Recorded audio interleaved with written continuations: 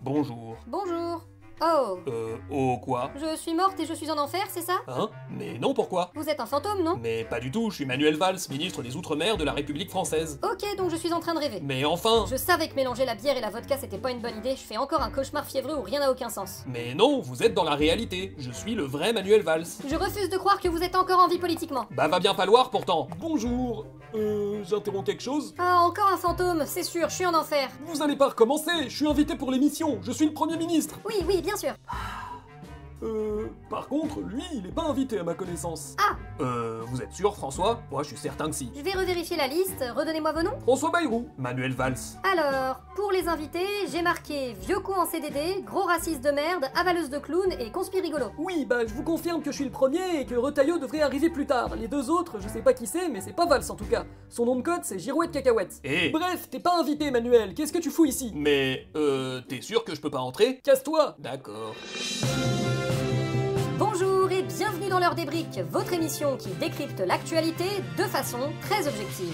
Dans les informations vérifiées des derniers jours, le maire de Clamart est accusé d'avoir permis la construction d'un écoquartier sur un site pollué par une contamination radioactive.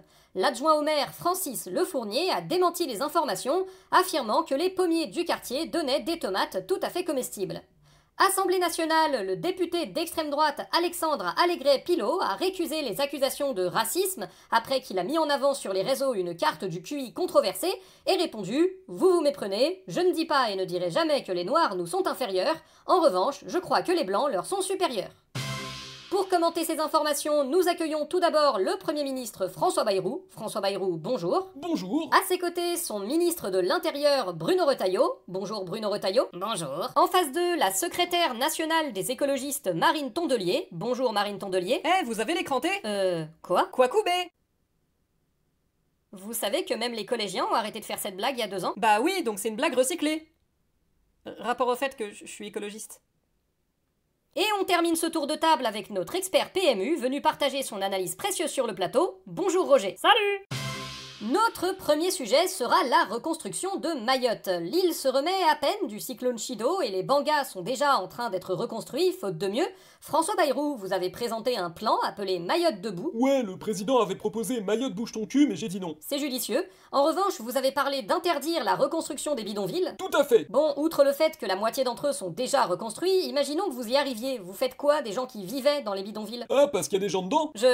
Bah oui, à votre avis? Non, je sais pas, moi je pensais qu'il y avait que des pauvres. Ah, et les pauvres ne sont pas des gens. Bah non, pourquoi? Bruno Retailleau, en tant que ministre de l'Intérieur, on suppose que c'est vous qui allez superviser la gestion des bidonvilles. Ouais, j'ai trop hâte. Trop hâte de tout péter? Bah ouais. Et vous n'avez pas honte? Les habitants ne vivent pas là par choix et vous voulez les jeter aux ordures direct dans la poubelle jaune sans même penser à trier les déchets? Quoi? C'était un jeu de mots. Rapport au fait que je suis écologiste.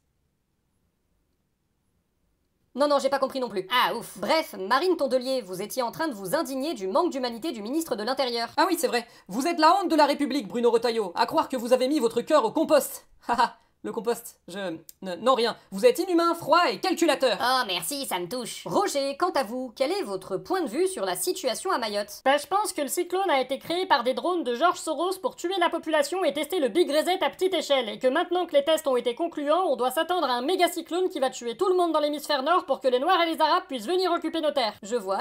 Ah, et aussi le fait que Marine Le Pen soit venue sur l'île seulement 2 semaines après le cyclone, ça prouve que l'État profond vous laisse débarrasser d'elle, mais qu'il a utilisé ses pouvoirs extrasensoriels reptiliens pour l'avancer. Ah oui, c'est pertinent. Bref, tout ça pour dire que les Mahorais doivent se soulever contre la dictature bien pensanto, bobo, wokisto-marxiste et virer les immigrés qui sont des agents du système. Je vous remercie pour votre fine analyse. De rien, y a qu'à demander.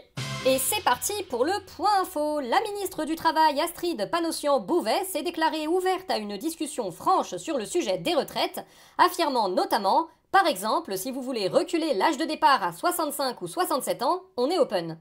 Imposition, la ministre chargée des comptes publics Amélie de Montchalin a déclaré que sa main ne tremblerait pas pour que chacun paye sa juste part d'impôts, affirmant que les Français en ont assez des riches privilégiés et que désormais, les smicards devront reverser 20% de leurs revenus directement à l'État.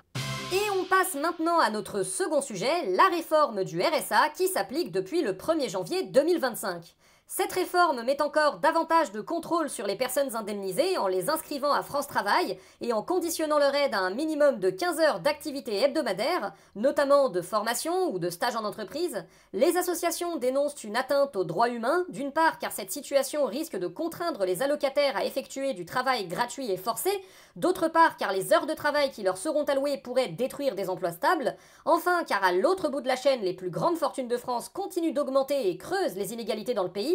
François Bayrou, cette loi entre en vigueur dans un contexte particulier. Elle date d'Elisabeth Borne, qui l'avait fait passer peu de temps avant d'être éjectée de son poste de première ministre, puis avait été maintenue par Gabriel Attal peu de temps avant qu'une défaite électorale majeure ne le contraigne à démissionner.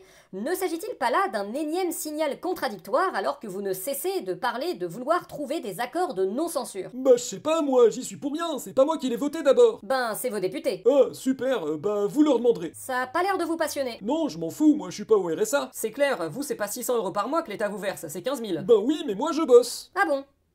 Mais oui, pourquoi cette question? Pour rien. Bruno Retailleau, votre point de vue? Les pauvres, ils sont pauvres, ils peuvent aller crever. C'est synthétique. Ouais, moi je parle jamais pour rien dire. Alors... Ouais, moi je parle jamais pour rien dire. Ouais, moi je parle jamais pour rien dire. Vous allez bien? Ah, pardon, j'ai encore eu un bug. Ça m'arrive parfois. Quand je suis stressé, faut que je répète tout 2 fois. Ah, c'était pour ça les 3 rétablir l'ordre à votre investiture? Totalement. Totalement.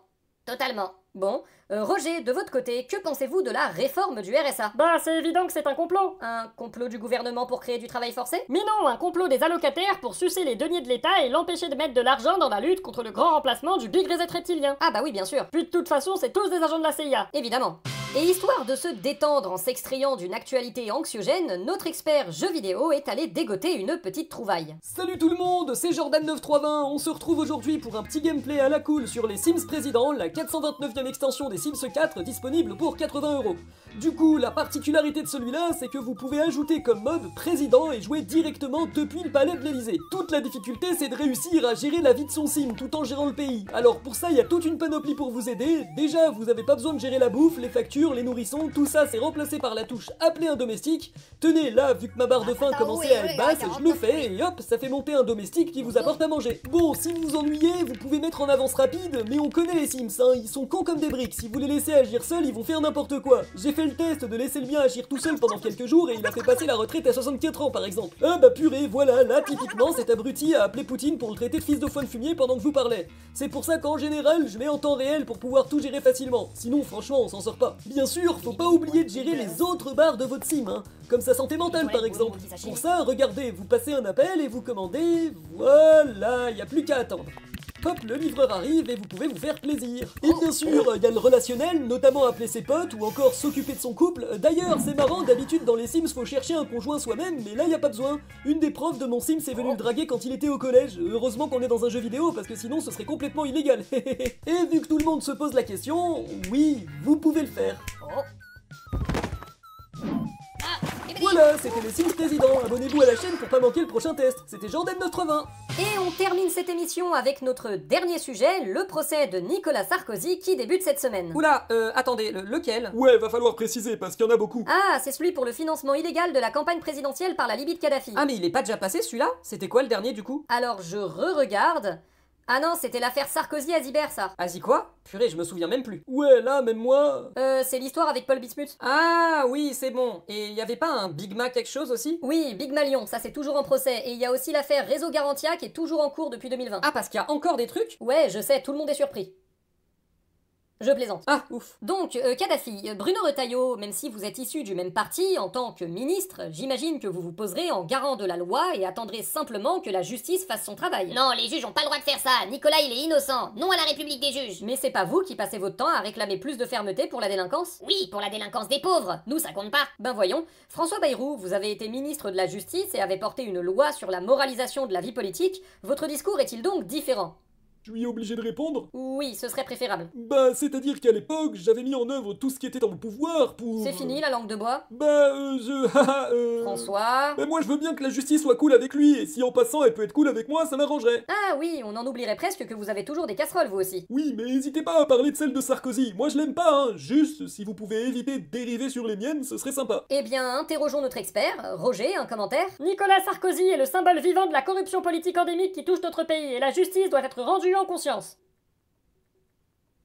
C'est toujours vous? Bah oui, pourquoi? Vous avez pas dit de conneries, c'est bizarre. Bah non, y a rien de bizarre. Vous savez, tout le monde déteste Sarkozy de toute façon. C'est un peu le ciment de la société moderne. Ça et la haine de Manuel Valls, bien sûr. Voilà. Oui, il y a quelque chose de rassurant à savoir que les Français de tous bords sachent se retrouver sur des valeurs communes. Nous vous souhaitons une soirée. À bientôt.